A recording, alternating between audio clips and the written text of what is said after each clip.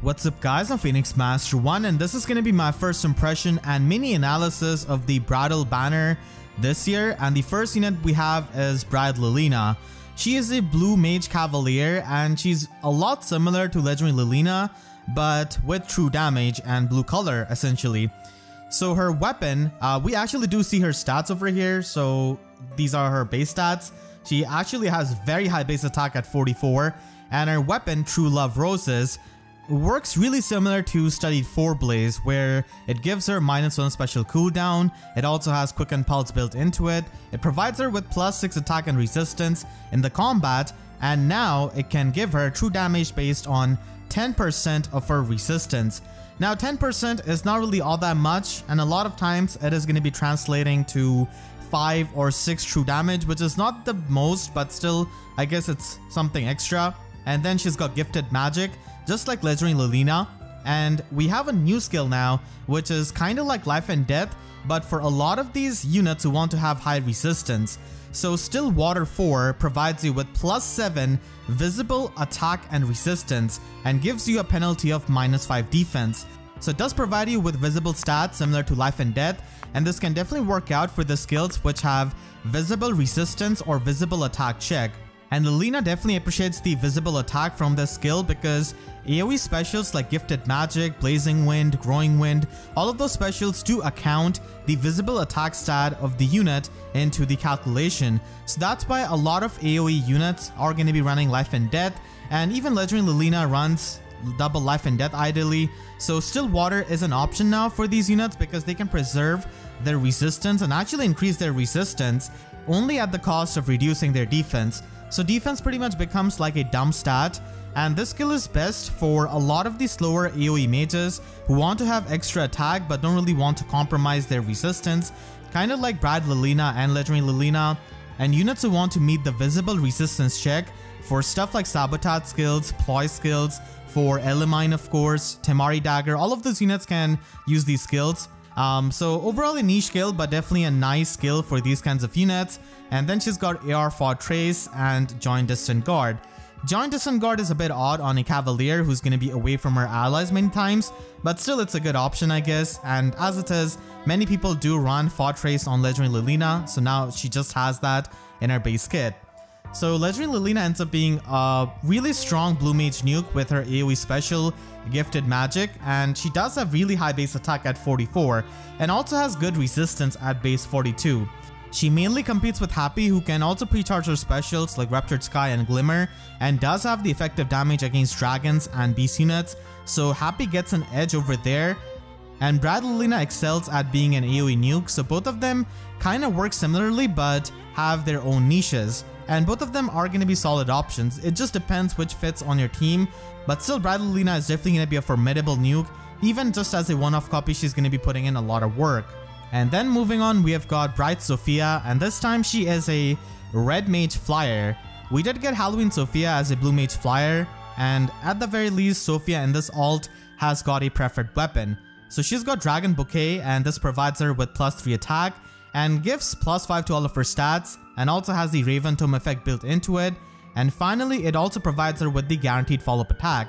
So you can free up Sophia from running Quick Riposte in her slot B or Sacred Seal, and she can just freely run IO Shield Sacred Seal and maybe run a Trace skill in her slot B. So definitely opens up her options and also makes her a bit more mixed phase because she can also double in the player phase. So she can specialize in her green matchups and colorless matchups if you choose to run Triangle Adept, and even if you do not, she's still going to be a pretty nice tank with her mixed bulk, and also the fact that she's got this Raven Tome effect.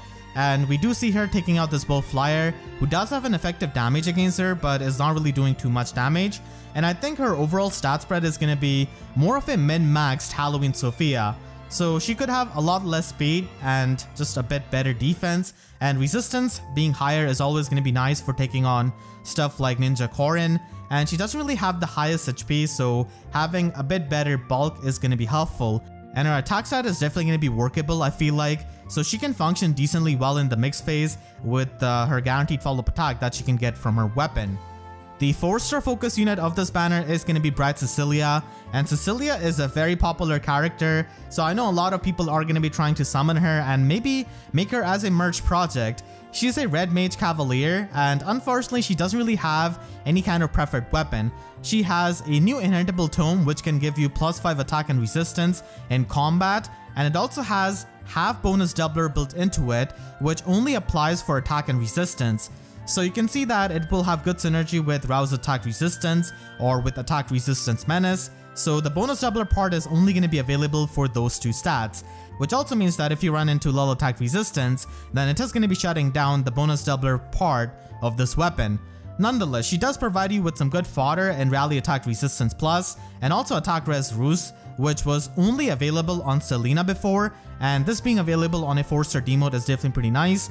She does have Rouse Attack Resistance, which does have good synergy with her weapon, and seeing as how her kit is really geared towards attack and resistance, I think she's just going to be having a lot less speed, and she doesn't even double the sword fighter, so I think she's going to be fairly slow and is mainly going to be focusing on her attack stat and resistance.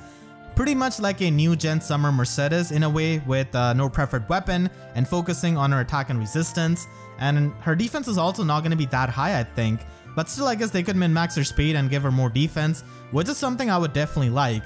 So that is going to be your 4-star demote, who is definitely a fan favorite and has got amazing art and also provides some really good fodder. And then finally we have the star of this banner in Groom Roy with his father Eliwood. So this is not a duo unit, instead this is a harmonic unit because the Eliwood present here with him is from Blazing Sword. It is not the old Eliwood from Binding Blade, which is something I really like as a concept. For a long time I did want like young Roy with Marcus. I thought that would have been a really good duo unit, but yeah, this also works really well with young Eliwood here and young Roy. I mean, Roy is young in Binding Blade. So he is an Axe Cavalier this time, and he has got Blazing Pole Arms, which is going to be a very strong weapon as it does have effectiveness against all dragons and all beast opponents, which means that if you struggle against Ascended Idun or Fallen Edelgard or any of those units, then the effective damage can definitely help you. This weapon also has Canto 2 built into it and provides him with -1 special cooldown, so Luna becomes a 2-turn special, and then he can simply get +5 to all of his stats, which is pretty standard for any kind of unit these days. And the final part of the weapon can provide in-combat debuffs to opponents' all stats, depending on half of the total bonuses present on Roy, and the max cap of this is going to be -6. So with his Slotsy skill, he can easily get +12 total bonuses, and he can consistently get -6 debuff to all stats of the enemies with this effect. So Roy actually becomes a stat ball in a sense by having this kind of weapon which debuffs the opponent and gives him +5 to all of his stats. So he can be a bit deceptively bulky because of this weapon. And then he has got Luna, Sturdy Surge, and also a new flow skill in Flow Force. So this is gonna be a counterpart to Flow Guard and Flow Refresh, where it provides you with the partial null follow-up, which allows you to bypass Weary Fighter and the follow-up negation effects of the enemies. And then as an extra effect, it can also neutralize any kind of debuffs on your attack and speed. So this kind of skill is going to be really helpful for a lot of offensive units who want to function in the player phase. So it is pretty nice to make sure that you're not going to be getting held back by any kind of debuff. Just a heads up that with Flow Force, you should not be running Attack Speed Unity because it will be having anti-synergy with the debuff neutralization which Flow Force provides. So overall, a pretty nice slot B skill here, as Roy doesn't really need to run a trace skill because he has got Canto built into his weapon. Finally, he has got an exclusive slot C skill, Faith in Humanity.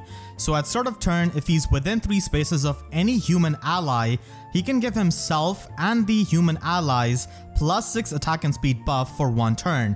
And this has really good synergy with his weapon because he can consistently activate the final effect of his weapon and debuff the opponent.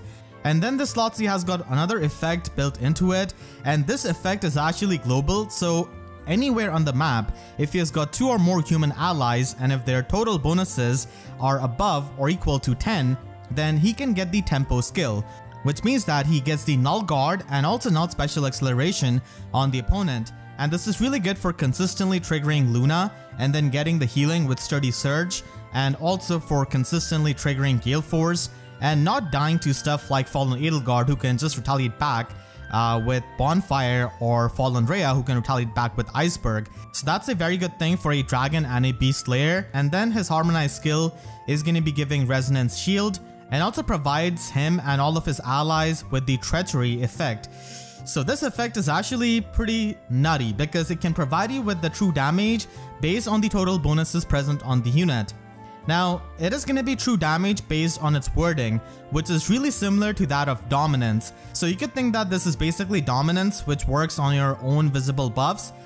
So kind of like a true Blade Tome effect in a sense. And this is going to be really powerful because if you buff up all of the allies and Roy with this skill, and then his Slotsy skill, then they can basically do 24 true damage per hit, and that is going to be very, very powerful. So overall, Groom Roy ends up being a pretty solid Axe Cavalier, and he's going to be seeing a lot of use in Summoner Duels especially, and he can easily use the Harmonized skill there. He can also be good for putting on your Aether Raids defense because he's going to be able to catch some Ascended Idun's and some Fallen Edelgards, Fallen Rheas, and all of those units. And even on Aether Raids offense, he can function as a good hit and run unit because of his Canto. And he can also function with Gale Force because of the tempo effect that he can get out of his Slotsy skill, and also the -1 special cooldown that he has got. So he's pretty much the star of this banner, but overall I would say that this banner is a lot more tame, and it's not going to be as meta influential as last year's, which had Bridal Catria, and we saw Bridal Catria just change the Aether Raids defense meta, and also still affecting Summoner Duels meta in a way, with how powerful Triangle Attack can be. And she just makes Rooker Siege a joke because you can just bring her on and then any unit can just, you know, get the brave hits and quad attack essentially. And then we also have the Temest Trial reward this time as Bridal Larum. So she is going to be a Lance Flyer Dancer, and she's got the same weapon as Bridal Cecilia, but pretty much for the defense version. So she has got the half bonus doubler to her attack and defense, and she does have Dance, Attack, Cantrip, which is overall a more universal cantrip skill than a lot of the other ones. And she also provides Guidance as a fodder.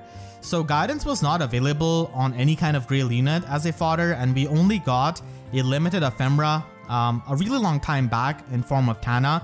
So it was one of the harder skills to get, and I hope that they can eventually put aerobatics on some kind of Grail unit because it's also a really good flyer mobility skill. So because Larum is Larum and she's not Eldigan, I don't really think that she's going to be having high defense, and I think she might have, you know, mixed kind of bulk, and she's going to be probably a lot faster. So even though both of these dancers are Lance Flyers, I think that Dancer Eldigan is still going to be having his niche of being a really solid dancer in the Dark Season to deny the isolation of Mila. But Larum is still going to be a pretty nice dancer for limited hero battles and resonant battles for Binding Blade, because now we have a free-to-play dancer finally for that title. So let me know what you think about this banner and the free unit in the comment section down below, and I hope you all enjoyed my video. If you did, then make sure to leave a like and a comment. Helps me tremendously, and if you really enjoyed, you could always support me directly by using super thanks or by becoming a YouTube member down below. And for more FEH videos, make sure to subscribe and hit the notification bell, because YouTube sub boxes are about as functional as bonus doubler against close defense 4 and distant defense 4. So with that said, I'll see you guys next time. Thank you so much for watching and have a great day.